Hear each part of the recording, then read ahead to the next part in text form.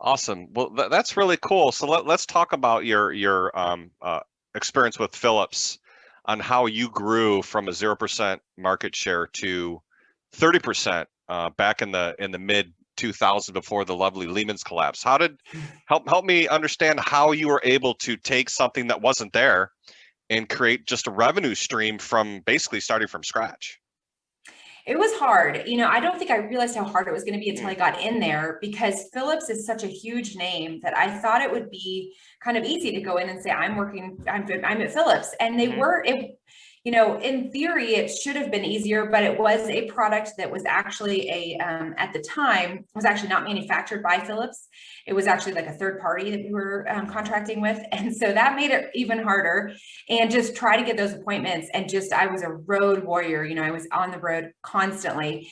And it was one of those where it took a while to get it going. Like the first year I sold 130,000, which was, between, I think that was starting like in June or something.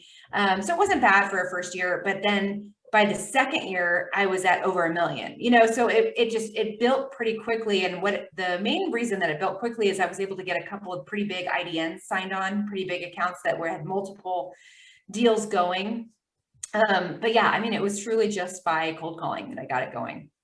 So I was just going to dovetail into the phone aspect of it, right? So I'm just curious with that experience, how much of it was cold calling and how much of it was just knocking on doors and trying to get to the decision maker at these targets or at these target companies you are pursuing.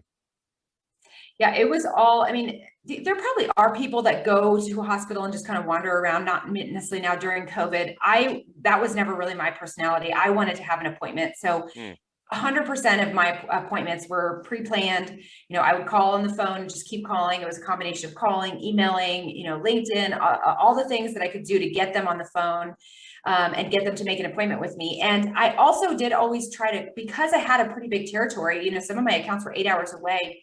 I always made it a point to try to qualify a little bit before I would drive there because, it was very time consuming to drive to these places, if they didn't have a deal going. So I developed a pretty good questioning technique that I now teach to people, Hmm. where I would try to find out, like, do they have actually some products that that they're going to be looking at, or do they have something brand new?